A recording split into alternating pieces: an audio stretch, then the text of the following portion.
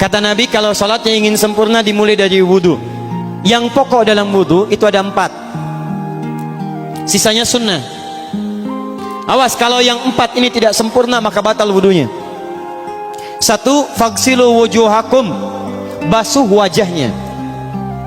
Kalau disebutkan wajah dalam bab wudhu, itu tidak ada yang lain kecuali bagian tampak muka, gitu ya. Kalau yang punya jenggot, itu termasuk janggutnya di selai-selai. Sifat wudhu cuma ada 3. 1, pakai keran. 2, pakai gayung. 3, air yang mengalir. Ya, seperti di sungai ada air mengalir, itu nggak ada masalah. Tapi kalau menggunakan gayung atau semisalnya, Nabi itu diriwayatkan dalam hadis itu sangat menghemat air. Bahkan pernah beliau kemudian berwudu, kalau kita kemudian hitung, itu hanya sejumlah Pak, seaqua gelas Pak, cukup. Atau yang kedua, menggunakan keran ya. Kalau sekarang kita ada keran, contoh ini kerannya. Ya. Kerannya agak tinggi sedikit. Dan kita sesuaikan. Ambil airnya. Misal contoh, ghosala.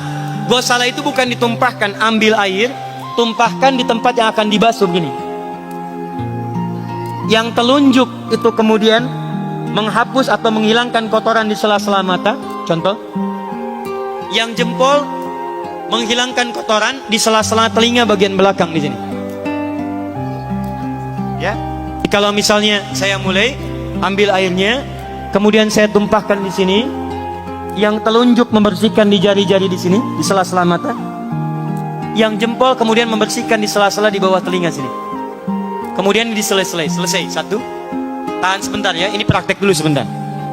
2. Wa aidiakum ilal marafiq, ini yang sering keliru.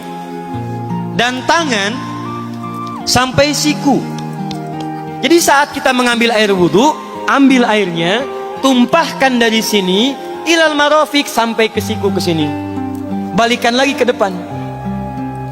Jadi bukan kerannya dibeginikan, sikunya dibeginikan, takut, bukan.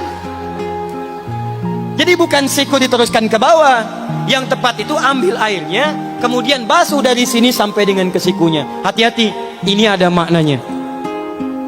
Dan jika benar di hadis Muslim, jika orang wudunya benar seperti ini, maka bersamaan dengan jatuhnya air wudhu itu, jatuh pula dosa-dosa dan kotoran yang melekat pada anggota tubuhnya. Tidak cukup dengan amin, nanti kita lihat dulu. Tangan selesai pindah kemana? Bukan ke rambut, tapi kepala. Jadi dalam bab wudu yang diusap bukan rambutnya, kepalanya. Itulah keadilan Allah. Kalau yang diusap kepalanya, semua manusia yang hidup pasti punya kepala. Tapi kalau yang diusap rambutnya, ada ketidakadilan, karena tidak semua orang punya kepala, punya rambut. Tuh. Nah sekarang lihat sini. Ketika kita diminta mengusap kepala, bahasanya masaha. Masaha itu begini. Ini saya punten. Bismillah. Ini ya. Ambil airnya, tumpahkan, baru kemudian diusapkan ke kepalanya. Paham ya? Kalau yang ghosala, ambil, tumpahkan di tempat yang akan dibasuh. Tapi kalau masaha, hati-hati. Ambil airnya, tumpahkan, baru diusap. Jadi bukan diambil air, tumpahkan di kepala begini. Yang dibasuh kepalanya bukan rambutnya. Jadi kalau ada laki-laki sudah dandan, sisiran, rapi, tiba-tiba keran dibuka, yang diusap cuma rambutnya, ulak. Nah, itu batal wudunya. Tidak sah.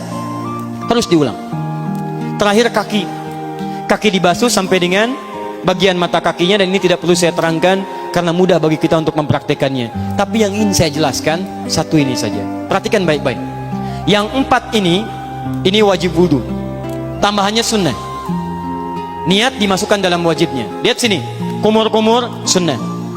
Telinga sunnah. Istinsyak sunnah. Yang 4 ini wajib. Tapi terlepas dari wajib dan sunnahnya, perhatikan baik-baik. Kenapa ini disebut dengan wudu?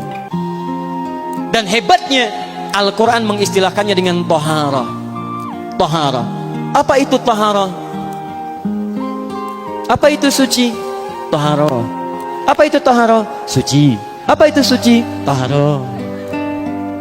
Ada toharah, ada nadhafah, itu beda. Kalau nadhafah, bersih luarnya, tapi belum tentu bersih dalamnya. Bisa jadi luarnya bersih tapi dalamnya najis. Misal hewan yang paling najis apa? Yang haram. Misal hewan tadi itu, hewan babi misalnya, misal dibersihkan, dimandikan, disisir sampai bersih. Bersih tidak? Bersih, bersih. Tapi halal tidak? Suci tidak? Tidak. Al-khinziru nadhifun walakinnahu ghairu tahir. Babinya bisa bersih tapi tetap tidak halal, tidak suci dia, tetap haram, tetap najis. Paham? Tapi kalau bersih luarnya dan suci dalamnya, maka kalimatnya berubah dari nadhafah jadi taharah. Taharah. Orangnya disebut dengan tahir. Kalau rajin dikerjakan disebut dengan mutatahhir. Wudu dalam Quran disebut dengan taharah.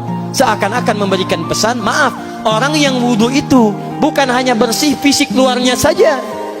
Jadi kalau orang wudunya bersih, bukan cuma wajahnya yang bersih. Kalau wudunya benar, bukan kotoran di tangan saja yang hilang, tapi mohon maaf, fisik dalamnya itu ikut suci. Fungsi tangannya jadi bersih, fungsi wajahnya jadi bagus, fungsi lisannya jadi bagus. Makanya kata Nabi, kalau orang benar wudunya bersamaan dengan air wudu yang menetes, maka tumpahlah kotoran-kotoran di bagian fisik-fisik tubuhnya. Jadi kalau kita benar wudunya kumur-kumur, kukumur, masukkan, keluarkan, bersamaan dengan keluarnya air itu, maka kotoran-kotoran di lisan pun ikut keluar. Tangan dibasuh, bersamaan dengan dibasuhnya tangan, fungsi tangan yang kotor-kotor itu ikut hilang. Hadis Muslim. Makanya orang yang setelah selesai wudu dia berdoa, apa wudunya? Apa doa wudunya?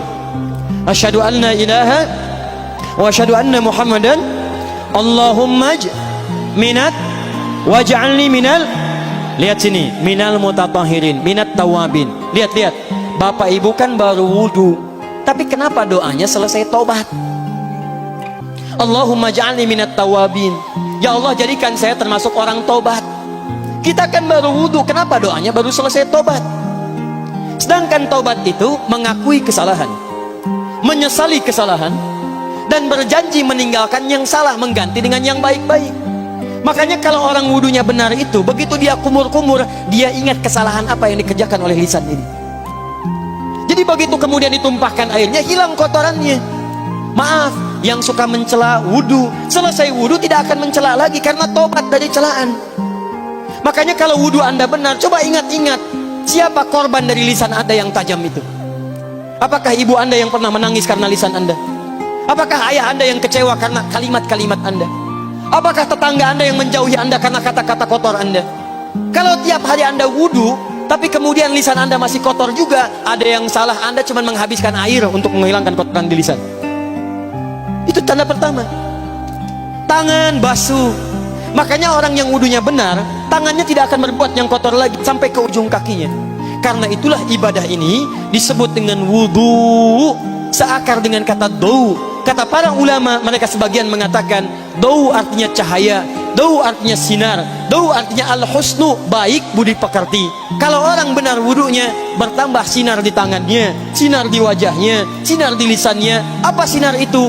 Di dunia sinar-sinar amaliyah kebaikan, sifat-sifat baik, di akhirat pancaran-pancaran kemuliaan. Satud'a ummati yaumal qiyamati ghurral muhajjalin, akan dipanggil umatku di hari kiamat dengan banyak cahaya melekat di tubuhnya. Tangannya ada cahaya, matanya ada cahaya, wajahnya bercahaya, kakinya bercahaya. Cahaya apa itu? Kata Nabi, min atharil wudu, dari bekas wudunya. Jadi kalau kita benar wudunya, itu kita jadi orang baik. Ada cahaya kebaikan dalam diri kita. Itu yang disebut dengan tawabin. Makanya kalau bapak ibu tiap hari wudu, Allahumma ja'alni minat tawabin, tapi mulut tidak tobat, tangan tidak tobat, kaki tidak tobat, ada yang salah dengan wudunya. Waj'alni minal mutatahhirin, jadikan saya orang bersih dan suci. Jadi kalau selesai wudu, pakaian bersih, wajah bersih, tangan bersih.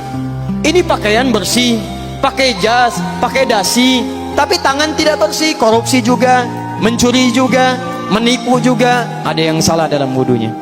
Kalau kita bisa mengerjakan wudu ini dengan baik, maka naik status kita. Disebut sebagai, langsung oleh Al-Quran, disebut hamba yang dicintai oleh Allah subhanahu wa ta'ala. Quran surah kedua Al-Baqarah ayat 222. Saya tutup, lihat ayatnya. Ujung ayatnya, di ujung ayatnya, innallaha yuhibbut tawwabina wa yuhibbul mutatahhirin. Sungguh Allah akan sangat mencintai orang-orang yang tobat dan orang-orang yang terbiasa untuk bersuci. Kita selesai wudu mengatakan Allahumma ja'alni minat tawabin waj'alni minal mutatahhirin. Dijawab oleh Allah, innallaha yuhibbut tawabin wa yuhibbul mutatahhirin. Karena itulah orang yang rajin wudu adalah orang-orang yang dicintai oleh Allah Subhanahu wa taala.